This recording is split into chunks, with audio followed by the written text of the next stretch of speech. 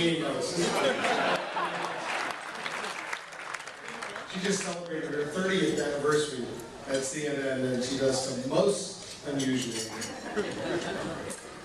Let me thank, first of all, Phil Kent for this wonderful introduction. Phil is literally the best television executive that a journalist could ever have. He's also a good friend. He loves television. He's in charge of everything from the Cartoon Network to TNT to TBS to CNN, which is my favorite network. But he also, more importantly, he loves the news. He's a real news junkie. Not only is he a real news junkie, he's a hard news junkie, just the kind of viewer my Situation Room team tries to address every single day. And many of my team is here tonight. I want to thank all of them for the terrific work they do, because if it wouldn't be for them, I would be nowhere. But let me thank the Situation Room team.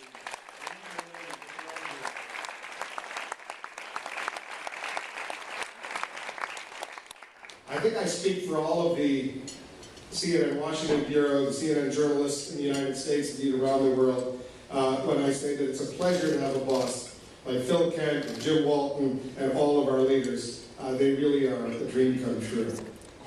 Let me also thank the Board of Trustees of the Radio Television Digital News Foundation for this award. I've been coming to these dinners for many years and have seen so many of my distinguished colleagues accept the Leonard Zeidenberg First Amendment Award. And I must say I'm honored that he presented this award to me tonight. Let me also acknowledge that my loving wife Lynn is here, and my wonderful agent, Michael Pence, is here tonight as well. They've certainly helped me in very, very different ways. One thing is, I wouldn't be here accepting this award tonight without them. And I'd also like to congratulate my fellow honorees, Susanna Schuler and David Barrett. You'll be hearing more about them shortly. Congratulations to you. And it's hard to believe, it's almost the 10th anniversary of 9/11, so let me salute the 10th anniversary Tribute Award winners as well. All of them, they did an amazing job. They continue to do an amazing job. I'm proud to call them my colleagues and my friends. In recent years, and I've been coming to this dinner for so many years, I want to say that this Zeidenberg Award has meant a lot in more recent years. Some of the recipients have been Brian Williams, Bob Schieffer, and Cokie Roberts, just to name a few. And at those dinners, and I've been coming to these dinners for a long time, I've often wondered and asked myself this question: what about me? What's taking so long? So let me say thank you, better late than never. Let me say something about CNN, which I love. It's now in its 31st year. Ted Turner had a wonderful, wonderful idea, a 24/7 television news network that would broadcast not just in the United States, but simultaneously around the world. And we do in 240 countries and territories. In 1980, when he created CNN, people thought he was crazy. We already had 3 broadcast networks. They had a 30-minute excellent newscast every single day. They wanted, the news executives, they wanted to expand it to an hour newscast. They didn't do it then. They still didn't do it. They still haven't done it now. And people thought, what is Ted Turner thinking? And why would he want to do it? But he, of course, as we now know, he had a brilliant idea. And he literally changed the world. Now there are plenty of 24/7 local, national, international cable and satellite channels here in the United States and around the world. Sometimes I think there are too many here in the United States.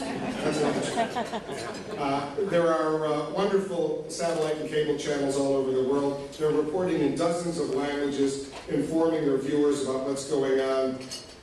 In the process, they often make life miserable for the really, really bad guys out there. And we see that, what's happening in the Middle East and North Africa in recent weeks. Yes, the social networks certainly have changed the world for folks in Tunisia, Egypt, and so many other countries, more to come. But so have the cable and satellite television channels. And let's not forget, and let's give our colleagues a big round of applause, let's not forget the power of radio as well.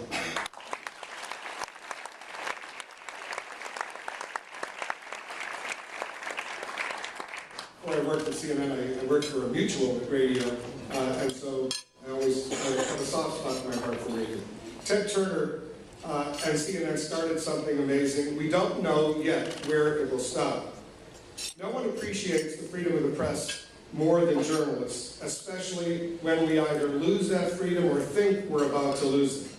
I recently was at a dinner with the United States Supreme Court Justice, and he startled me by thanking me for protecting the First Amendment. Wow, I thought to myself, that is so very nice. I was honored to hear that.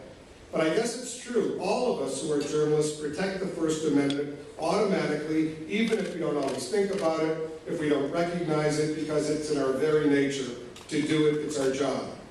And you really don't appreciate what a wonderful concept freedom of the press is until you don't have it any longer.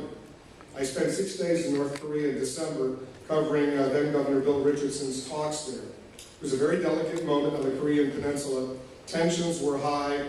1 million North Korean soldiers faced off against nearly 1 million South Korean troops along the demilitarized zone. 30,000 American troops were sort of in between. Fortunately, things calmed down. They didn't go to war.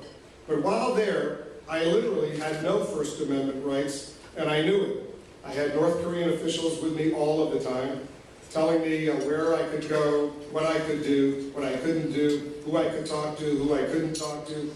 These officials, by the way, they were all very nice. They spoke English well. But it's not exactly the way we American journalists like to operate.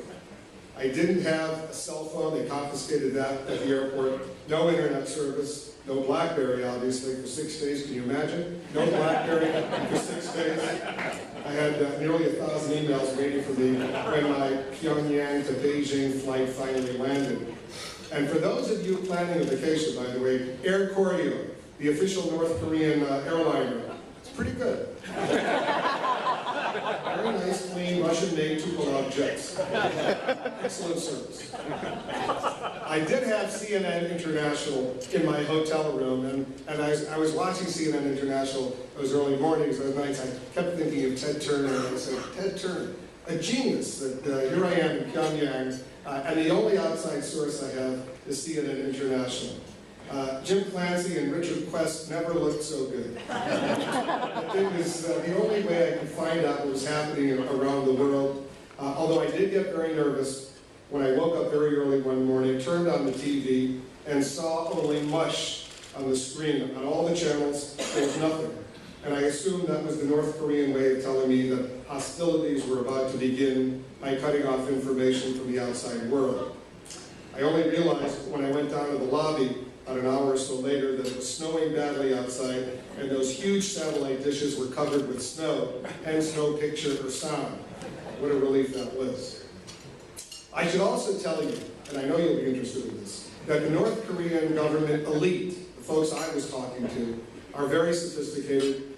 They watch CNN International very thoroughly, very diligently. They love Zain Verjee, they love Hala Virani, as do so many millions of other viewers around the world.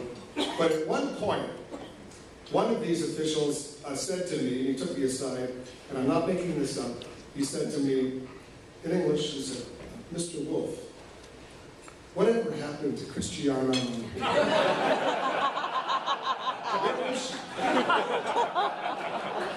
I told them that Cristiano is a good friend of mine, a colleague for many years, and another recipient of the Leonard Seidenberg First Amendment Award. I said, well, she went to ABC News to host the Sunday morning talk show. This North Korean official looked at me and said in all seriousness, why would you do that?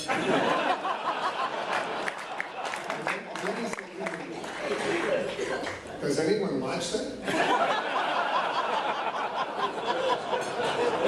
don't watch ABC News and pretty sophisticated questions, I'm going to say. Questions like that in North Korea. I also want to give myself and my show a little plug. When I met for the first time with North Korea's chief nuclear negotiator, he immediately said to me with a very straight face, he said, Mr. Wolf, I know you are equally as powerful as President Obama. And I said to him, what? He said, well, only the two of you have situation rooms. And I couldn't laugh. They watched the Situation Room in Pyongyang too. It was pretty cool. But since then, I've been thinking about what he said. Yes, he was joking. I was flattered. But my Situation Room is very powerful. It's not just my Situation Room. It's all of our Situation Rooms. It's all of us who are in radio, television, and the digital news business. We send out powerful words and images that truly have a profound impact around the world. And just look at what's happening right now. It's amazing what's going on, and all of us are playing a role. But you know what? It's happened before. I was thinking about this the other day. I've been with CNN now for 21 years. 20 years ago, almost exactly in 1991, CNN sent me to Moscow to cover the aftermath of that failed Soviet coup. The KGB plotters had failed to overthrow Gorbachev and his glasnost perestroika reform agenda. And when I was in Moscow, I met with the then new Soviet defense minister, Air Marshal Yevgeny Shapashnikov, and he thanked me for CNN's coverage of the coup. I was startled. This was still a time of the Cold War. He said this. He said, the whole world was watching what was happening on the streets of Moscow thanks to CNN. And I'll never forget that because it had a direct impact on me all these years later. As the head of the Soviet Air Force at that time, he had refused KGB orders to bomb the pro-Gorbachev and pro-Yeltsin demonstrators. He said to me, if the coup had succeeded, I would have been sent to Siberia or worse. And then he said the words, thank you, CNN. Then granted me permission to visit previously restricted Soviet military bases, telling his aides, let him go, there are no more secrets, it's over. And then he said these words, this is CNN. He sounded like a Russian James Earl Jones. There were no Google, Facebook, or Twitter social network sites in those days. There was no internet, no cell phones, no email. There were fax machines, copying machines. There was the BBC, the Voice of America. There was CNN. And 4 months later, after that failed coup, there was no more Soviet Union. Some 74 years of communist rule had collapsed. The Cold War was over. And now we're seeing another remarkable change unfolding in another part of the world. And as we sit here tonight, and as my good friend Saul Levine reminded me earlier today, yes, we are celebrating the important public service we perform, informing the nation's viewers, listeners, readers about developments in government, national security, business, healthcare, so on. Let's also not forget the journalists, the reporters, the photographers, the producers, halfway around the world, putting their lives on the line so the world knows about the revolution sweeping North Africa and the Middle East right now, the terrible violence and the repercussions. Journalists have suffered and continue to suffer gravely. Some of our colleagues, as we all know, have been victims of violent assaults and beatings. Others have been detained by desperate regimes, and others have been tortured, including over the past couple days. It's paramount to believe in our brothers and sisters who are in the front line as they try to keep our collective conscience going as we go about our daily reporting here in Washington and around the country.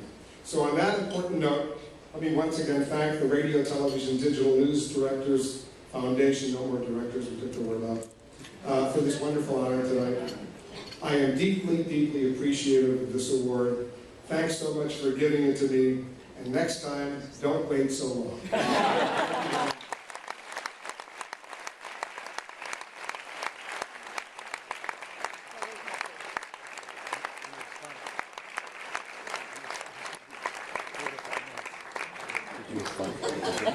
Congratulations. Now it is time to present the First Amendment Service Award.